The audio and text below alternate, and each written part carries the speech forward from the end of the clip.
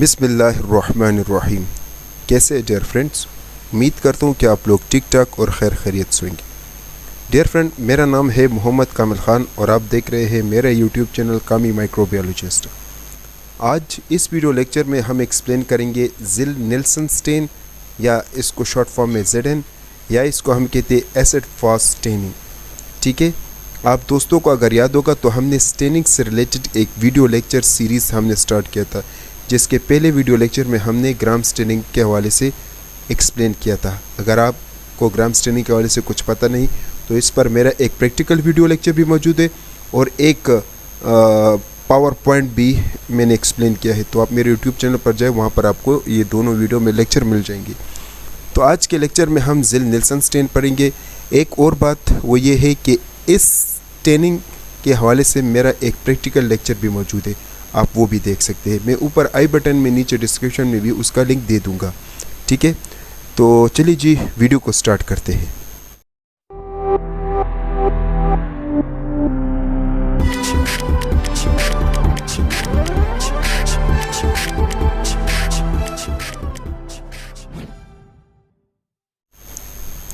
Dear friends, सबसे पहले हम जिक्र करते हैं कि इस वीडियो के मेन कंटेंट, मतलब इस वीडियो में हम क्या एक्सप्लेन करेंगे।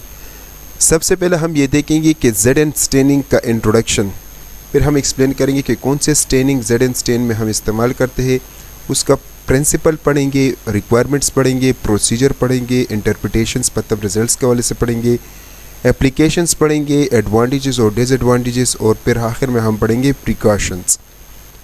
सबसे पहले हम पढ़ते हैं इंट्रोडक्शन। ठीक है, तो डियर फ्रेंड्स, जो ZN स्टेन है ये आपके पास लेबॉर्ट्री में इस्तेमाल होने वाला एक ऐसा स्टेनिंग टेक्निक है जिसको हम ज़्यादातर माइक्रोबायोलॉजी लेबॉर्ट्री में इस्तेमाल करते हैं, जिसकी मदद से हम एसिड फास्ट बैक्टीरिया को मालूम करते हैं, यानी उसको आइडेंटिफाई करते हैं, जिसमें हमारे पास माइकोबैक्टीरियम एक कॉमन एग्जांपल है। ठीक है, ZN स्टेनिंग को हम एसिड फास्ट स्टेनिंग भी कहते हैं। एसिड फास्ट स्टेनिंग का मतलब ये हुआ कि ये ऐसा स्टेनिंग टेक्निक है जिसमें एसिड अल्कोहल का इस्तेमाल किया जाता है, और उस एसिड अल्कोहल की मदद से जो है आपके पास स्टेनिंग जो बैक्टीरिया में होता है वो हट जाता है, जबकि जो एसिड फास्ट बैक्टीरिया होते हैं वो उस स्टेनिंग को पकड़ लेते हैं। ठीक है, ये जो स्टेनिंग टेक्निक है इसको दो साइंसदानों ने डिस्कवर किया था, जिसका नाम था फ्रेंच ज़िल, एक माइक्रोबायोलॉजिस्ट था, और फ्रेडरिक नीलसन जो कि बैक्टीरियोलॉजिस्ट था। 1882 में उन्होंने इस टेक्निक को डिस्कवर किया था। स्टेनिंग नेम, अगर हम ये एक्सप्लेन करें कि कौन कौन से स्टेनिंग हमारे पास ZN स्टेनिंग में इस्तेमाल होता है, तो फर्स्ट ऑफ ऑल जो स्टेनिंग है उसको हम कहते हैं प्राइमरी स्टेन, जिसका नाम है कार्बल फिशन। दूसरे को हम कहते हैं डी कलराइज़र, या उसमें हम एक स्टेनिंग का इस्तेमाल करते हैं, उसका नाम है एसिड अल्कोहल सोल्यूशन। तीसरों का नाम है काउंटर स्टेन, जिसमें हम मेथिलीन ब्लू को इस्तेमाल करते हैं। प्रिंसिपल, तो प्रिंसिपल कुछ यूँ है कि हमारे पास जो एसिड फास्ट बैक्टीरिया होता है, एसिड फास्ट बैक्टीरिया जैसे कि हमारे पास माइकोबैक्टीरियम ट्यूबरक्लोसिस है, उसका जो सेल वॉल होता है वो लिपिड यानी वैक्सी लिपिड बाइलेयर से बना होता है, जिसको हम माइकोलिक एसिड कहते हैं। ये जो सेल वॉल होता है ये क्या करता है, ये बैक्टीरिया को रेजिस्ट करता है, मतलब उसको मजबूत बनाता है, और इस मजबूती की वजह से जब हम एसिड सोल्यूशन डालते हैं बैक्टीरिया पर, तो एसिड सोल्यूशन की वजह से वो जो बैक्टीरिया होता है वो डिकलराइज नहीं होता, मतलब उसका कलर चेंज नहीं होता। जो पहला कलर आपने डाला होता है वो इसी तरह का होता है, जैसे कि हम कार्बन फिशल जो कि पिंक कलर का होता है। ठीक है, अच्छा जी, नेक्स्ट हमारे पास जो है वो है कार्बल फ्यूजन, जो कि एक प्राइमरी स्टेन होता है। इसका कलर रेड या पिंक कलर का होता है। जब ये हम स्लाइड पर अप्लाई करते हैं तो फिर हम क्या करते हैं, स्लाइड को नीचे से हीट देते हैं, यानी फ्लेम देते हैं। ठीक है ना, तो उस फ्लेम की वजह से जो बैक्टीरिया का सेल वॉल होते हैं वो थोड़ा सा पेनिट्रेट हो जाते हैं, और ये जो स्टेन होते हैं वो उसके अंदर चला जाता है। ठीक है, और जैसे अंदर चला जाते हैं तो ये स्टेन उस सेल वॉल के साथ स्ट्रांगली बैंड हो जाता है। नेक्स्ट पॉइंट ये है कि ये जो हमारे पास बैक्टीरिया होता है, फिर इसमें हम एक दूसरा स्टेन का इस्तेमाल करते हैं जिसका नाम है एसिड अल्कोहल। एसिड अल्कोहल क्या करता है, ये आपके पास वो बैक्टीरिया जो कि नॉन एसिड फास्ट बैक्टीरिया होते हैं, तो उससे तमाम तरह डाइस को हटाता है, जबकि एसिड फास्ट बैक्टीरिया से डाइस को नहीं हटाता, ठीक है ना। तो जो नॉन एसिड फास्ट बैक्टीरिया होते हैं वो आपके पास कलरलेस, मतलब उसका कोई ख़ास कलर पर नहीं होता। लास्ट में जो हम कलर यूज़ करते हैं उसको हम कहते हैं मेथिलीन ब्लू कलर, जिसको काउंटर स्टेन कहते हैं। मेथिलीन ब्लू क्या करता है, वो आपको एक ब्लू बैकग्राउंड देता है, साथ में जो नॉन एसिड फास्ट बैक्टीरिया होते हैं उसको ब्लू में कन्वर्ट करते हैं। और ये जो एसिड फास्ट बैक्टीरिया होते हैं वो आपके पास, जब ये non acid fast bacteria blue में कन्वर्ट हो जाते हैं तो एसिड फास्ट बैक्टीरिया आपके पास ऑटोमेटिकली रेड और पिंक में आपके पास आ जाते हैं, नज़र आते हैं, ठीक है ना। तो इस ब्लू बैकग्राउंड के ख़िलाफ़ आपके पास अगर किसी स्पेसिमेन में एसिड फास्ट बैक्टीरिया होगा तो वो आपको पिंक या रेडिश कलर में दिखाई देगा, ठीक है। तो ये था इसका प्रिंसिपल। रिक्वायरमेंट्स क्या है, जब कभी ये एक्सपेरिमेंट आप करेंगे तो आपको पर्सनल प्रोटेक्टिव इक्विपमेंट चाहिए, स्टेनिंग मटेरियल जिसमें कार्बन फ्यूजन, एसिड अल्कोहल और methylene blue, clean glass slide आपको चाहिए, टैप वाटर वॉशिंग के लिए आपको चाहिए, स्टेनिंग रॉड चाहिए, light microscope, wooden oil, specimen जिसमें हम स्पूटम का ज़्यादातर इस्तेमाल करते हैं, स्पिरिट लैम्प या बर्नर चाहिए। अब हम जिक्र करते हैं, ये आप देख सकते हैं हमारे पास पर्सनल प्रोटेक्टिव इक्विपमेंट है जिसमें गॉगल्स, ग्लव्स, कैप, मास्क सब कुछ शामिल है। ये आपके पास टैप वाटर है, ये आपके पास माइक्रोस्कोप है, ये स्टेनिंग रॉड है और स्टेनिंग रॉड पर ये आप देख सकते हैं ये स्लाइड्स है, ठीक है ना। ये आपके पास ऑयल इमर्जन है, ये आपके पास स्पिरिट लैम्प है, ये आपके पास स्टेनिंग है, इसमें कार्बन फ्यूजन, ये आपके पास HCl सोल्यूशन या एसिड अल्कोहल है, ये मेथिलीन ब्लू है, ये आपके पास स्पूटम सैंपल है, ठीक है। प्रोसीजर कुछ यूँ है कि सबसे पहले आपने क्या करना है, स्लाइड को लेना है, उसको लेबल करना है। स्लाइड को लेबल करने के बाद फिर उसको साफ़ करना है, उसके ऊपर आपने एक ड्रॉप डालना है नॉर्मल सेलाइन का, और फिर उस ड्रॉप पर आपने क्या करना है, बैक्टीरियल स्मीयर बनाना है। आपने स्पूटम सैंपल लेना है, स्पेशली कोशिश करें कि वो स्पूटम सैंपल जिसमें अगर ब्लड हो तो उस ब्लड एरिया को आपने वायर लूप से लेना है। सबसे पहले वायर लूप को आपने रेड हॉट करना है, जब वो ठंड हो जाए तो फिर उससे आपने सैंपल को उठाना है और उससे आपने स्मेयर बनाना है। स्मेयर बनाने का तरीका कुछ यूँ है कि जब कभी आप स्मेयर बनाएंगे ना तो कोशिश करें कि स्लाइड को हीट फिक्स करें। अब आपके पास स्मेयर बन गया, स्लाइड हीट फिक्स हो गया और ये ड्राई हो गया, इसको स्लाइड को थोड़ा देर आप रूम टेम्परेचर पर रख लो ताकि ये ड्राई हो जाए। फिर आपने क्या करना है, स्लाइड को स्टेनिंग रॉड पर रखना है और उस पर आपने एक सोल्यूशन डालना है, कलर डालना है जिसको हम कहते हैं कार्बन फेशियल। पूरा का पूरा स्लाइड आपने कार्बन फेशियल से फिलअप करना है, ठीक है। और फिर नीचे आपने फ्लेम लगाना है। तो इससे क्या होगा, इससे आपके पास जो स्लाइड होगा वो मुकम्मल तौर पर फिक्स हो जाएगा अगर इसमें एसिड फास्ट बैक्टीरिया होगा। 3 से 5 मिनट बाद फिर आपने स्लाइड को वॉश कर देना है। फिर नेक्स्ट आपने क्या करें, पूरा का पूरा स्लाइड आपने एसिड अल्कोहल से भर देना है। फिर आपने 1 मिनट बाद उस स्लाइड को वॉश कर देना है। नेक्स्ट आपने करना ये है कि आपने स्लाइड को फिर मेथिलीन ब्लू से यानी भर देना है, मुकम्मल स्लाइड को आपने मेथिलीन ब्लू से कवर करना है। तो 1 मिनट के लिए और फिर 1 मिनट के बाद दोबारा इसको वॉश कर देना है। फिर आपने स्लाइड को ड्राई करना है, ठीक है ना, रूम टेम्परेचर पर। और उसके बाद आपने क्या करना है, स्लाइड को माइक्रोस्कोप के अंदर आपने देख लेना है। यह आप देख सकते हैं हमारे पास प्रैक्टिकल या हमारे पास एक पिक्चर है जो कि एक्सप्लेन कर रहा है कि किस तरीके से आपने स्टेनिंग करना है।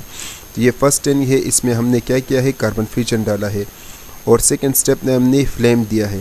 थर्ड स्टेप में हमने एसिड अल्कोहल डाला है। फोर्थ स्टेप में फिर हमने क्या डाला है, मेथिलीन ब्लू। तो ये जो ब्लू कलर आपको दिखाई दे रहा है ये नॉन एसिड फास्ट बैक्टीरिया है, और ये जो पिंक कलर के दिखाई दे रही है एसिड फास्ट बैक्टीरिया है जिसमें माइकोबैक्टीरियम एक कॉमन एग्जाम्पल है। रिजल्ट इंटरप्रिटेशन, रिजल्ट कुछ यूँ है जैसे कि अभी हमने पढ़ा कि आपके पास एसिड फास्ट बैक्टीरिया जो होगा वो आपके पास रेड पिंकिश कलर का होगा। माइक्रोस्कोप में जब आप देखेंगे कार्बन फ्यूजन की वजह से, क्योंकि कार्बन फ्यूजन उसके माइकोलिक एसिड में चला जाता है, जबकि नॉन एसिड फास्ट बैक्टीरिया जो होगा वो ब्लूइश कलर में आपके पास अपीयर होगा, ठीक है, क्योंकि उससे कार्बन फ्यूजन हट जाता है, ठीक है। और वो क्या करता है, मेथिलीन ब्लू स्टेन को रिटेन करता है। यह आप देख सकते हैं हमारे पास नॉन एसिड फास्ट बैक्टीरिया है और ये एसिड फास्ट बैक्टीरिया है, वो आपको माइक्रोस्कोप में इस तरीके से दिखाई देंगे। एप्लीकेशन, इस टेस्ट की मदद से अब हम क्या कर सकते हैं, तो इस टेस्ट की मदद से हम माइकोबैक्टीरियम ट्यूबरकुलोसिस की क्लासिफिकेशन और आइडेंटिफिकेशन करते हैं। इस टेस्ट की मदद से हम दूसरे माइक्रोबियल इन्फेक्शन का भी पता लगाते हैं, जैसे कि माइकोबैक्टीरियम एवियम कम्प्लेक्स या माइकोबैक्टीरियम लेप्रिया एक्सेट्रा। इस टेस्ट की मदद से हम नोकार्डियोसिस डिजीज़ का भी पता लगाते हैं। इस टेस्ट की मदद से हम दूसरे एसिड फास्ट बैक्टीरिया जैसे कि रूडोकोकस, क्रोनियोबैक्टीरियम, मोरेला, ये आपके पास बैक्टीरिया है, इसका भी हम पता लगाते हैं। कुछ फंजाई के लिए भी हम ये इस्तेमाल करते हैं, जैसे कि हमारे पास कोक्सीडियोस्टिस और हिस्टोप्लाज्मा। ठीक है, तो ये था इसका एप्लीकेशन। अब पढ़ते हैं इसके फ़वाइद। तो पहला फ़ायदा इस टेस्ट का ये है कि ये टेस्ट बहुत रैपिड है और एक सिंपल टेस्ट है, इसमें किसी स्किल की ज़रूरत नहीं होती और ये बहुत क्विक रिज़ल्ट देता है। मतलब 5-6 तकरीबन 7 मिनट का प्रोसेस होता है कुल मिलाकर। ये बहुत ज़्यादा, इसमें जो इक्विपमेंट हम इस्तेमाल करते हैं तो वो बहुत सस्ते पड़ते हैं, यानी कॉस्ट इफ़ेक्टिव है। इस टेस्ट की मदद से हम majority of acid fast bacteria का पता लगाते हैं। इस टेस्ट की मदद से हमें एंटी माइक्रोबियल ट्रीटमेंट का भी पता चलता है। मतलब जैसे ही हमें इस टेस्ट के बारे में ये पता चल गया है कि यार आपके पास माइकोबैक्टीरियम ट्यूबरकुलोसिस का स्ट्रेन है, तो फिर आपने क्या करना है, आपने वो एंटीबायोटिक आपने फिर दे देना है, जैसे कि आइसोनाजेट होता है, पैराजिनामाइड होते हैं। ठीक है, अच्छा, इस टेस्ट में जो इक्विपमेंट इस्तेमाल होते हैं तो वो बहुत कम इक्विपमेंट हम इस्तेमाल करते हैं, जैसे कि अभी हमने एक्सप्लेन किया, और वो काफ़ी सस्ते भी होते हैं। और इस टेस्ट को आप लार्ज स्केल स्क्रीनिंग के लिए भी इस्तेमाल कर सकते हैं। अब इसके नुकसानात क्या है?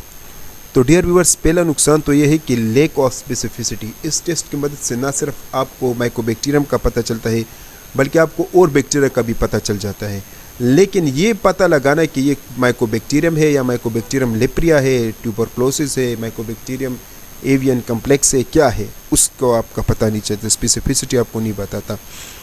इस टेस्ट को करने की वजह से चूंकि हमें स्पेसिफिसिटी का पता नहीं चलता, तो इस टेस्ट की वजह से फिर हमें दूसरे मेथड्स भी हम करते हैं, दूसरे टेस्ट भी हम करते हैं, जिसकी वजह से हमें बैक्टीरिया की कन्फर्मेशन का पता चलता है। इस टेस्ट को जब कभी आप करेंगे तो आपको चूंकि पता नहीं चलता है कि ये जो सैंपल है आपके पास सस्पेक्टेड सैंपल है या नॉन सस्पेक्टेड सैंपल है, तो इस टेस्ट की वजह से इन्फेक्शन के ख़तरे का चांस भी होता है, क्योंकि इसमें कभी कभार ऐसा भी होता है जो अगर आपके पास तो पता नहीं चलता है कि पॉजिटिव केस है या नहीं, लेकिन अगर खुदा ना करे कोई पॉजिटिव केस हो तो उसमें आपके पास स्पोर्स होते हैं और वो फिर आपको नुकसान दे सकते हैं, यानी हाईली रिस्क ऑफ इन्फेक्शन इसमें आपको होता है। इसके अलावा ये सिर्फ और सिर्फ एसिड फास्ट ऑर्गेनिज़म आपको बताता है, बाकी ऑर्गेनिज़म के बारे में आपको कुछ नहीं बता सकता। इसके अलावा ये जो टेस्ट होता है या ये जो स्टेनिंग टेक्निक होता है, इस स्टेनिंग टेक्निक में और स्पेसिमेन का इस्तेमाल हम नहीं कर सकते, जैसे कि स्पूटम आप इस्तेमाल कर सकते हैं या CSF फ्लूइड या आपके पास कुछ और फ्लूइड होगा तो उसका आप इस्तेमाल कर सकते हैं। स्टूल हो गया, रिस्पिरेटरी ट्रैक में जो आपके पास कुछ होता है और दूसरी चीज़ हो गए, तो वो स्पेसिमेन आप इस्तेमाल नहीं कर सकते। ठीक है, इसके अलावा जो है ये जो स्टेनिंग मेथड होता है, ये आपको ये भी नहीं बताता कि जो एंटीबायोटिक आप यूज़ करेंगे उसमें कौन से एंटीबायोटिक सेंसिटिव और कौन से रेजिस्टेंस है, इसका भी आपको कोई इल्म नहीं देता। अब हम पढ़ते हैं प्रिकॉशन। तो जब कभी ये टेस्ट अब आप करेंगे तो आपको सबसे पहले ये काम करना होगा कि आपने प्रॉपर सैम्पल प्रिपरेशन करना है। जैसे कि अभी हमने एक्सप्लेन किया कि आपने जब कभी स्लाइड बनाना है तो कोशिश करें इसको हीट फिक्स करें, ब्लडी एरिया को आपने जो स्पूटम में ब्लडी एरिया है वो आपने स्लाइड पर डालना है और उसको आपने स्मेयर बनाना है। ठीक है ना। नेक्स्ट जो है वो ये है कि इसमें जो स्टेनिंग या जो रिजेंट आप इस्तेमाल करेंगे तो वो तरतीब से, यानी पहले नंबर पर कार्बन फ्यूजन आता है, दूसरे पर डीकलराइज़र आता है, तीसरे पर आपके पास मिथाइलिन ब्लू आता है और उसका अपना एक ख़ास टाइम होता है। तो उसके मुताबिक आपने क्या करना है, ये स्टेनिंग और ये रिजेंट्स वगैरह आपने यूज़ करना है और इसका ख़ास टाइम होता है, उस टाइम के मुताबिक आपने ये करने हैं। ठीक है। इसके अलावा डीकलराइज़र जो हम इसमें यूज़ करते हैं उसका टाइम ना आपने ज़्यादा रखना है ना कम, ज़्यादा नहीं रखना ताकि उसकी वजह से जो माइकोलिक एसिड वाले बैक्टीरिया यानी जिसका माइकोलिक एसिड सेल वॉल होगा वो भी वॉश आउट हो जाए, और कम नहीं रखना जिसकी वजह से जो नॉन एसिड फास्ट बैक्टीरिया होते हैं वो भी कलर पर पकड़ लेंगे। ठीक है ना। नेक्स्ट ये होता है कि जो आपने इसमें स्लाइड का इस्तेमाल करना है तो कोशिश करें कि वो क्लीन हो, कंटिमिनेटेड यानी डस्ट उस पर ना हो, कोई और चीज़ ना, वरना जो डस्ट होगा वो भी कलर ले लेगा, वो आपको फिर माइक्रोस्कोप में कन्फ्यूजन क्रिएट करेगा। नेक्स्ट ये कि इसमें आपने माइक्रोस्कोप को सही तरीके से फोकस करना होगा और ऑयल इमर्जन का आपने इस्तेमाल करना होगा। इसके अलावा इसमें आपने क्या करना है, इसमें आपने पर्सनल प्रोटेक्टिव इक्विपमेंट लाजमी यूज़ करना हो क्योंकि इसमें इन्फेक्शन का ख़तरा होता है। नेक्स्ट ये कि इसमें आपने कंट्रोल स्टेन का भी इस्तेमाल करना होगा, मतलब एक पॉजिटिव सैंपल भी आपने लगाने, एक नेगेटिव सैंपल भी आपने लगाने, ताकि आपको पता चले कि आपका जो टेस्ट प्रोसेस है वो ठीक है, या इससे आपको ये भी पता चलता है कि जो स्टेनिंग है वो ठीक है या नहीं। ठीक है, तो dear viewers, this is all about the ZN staining. बहुत बहुत शुक्रिया वीडियो देखने का। अगर वीडियो पसंद आए तो इसको लाइक कीजिएगा, शेयर कीजिएगा और चैनल को सब्सक्राइब कीजिएगा। तब तक के लिए इतना ही। अपना ढेर सारा ख्याल रखिएगा। अल्लाह हाफ़िज़।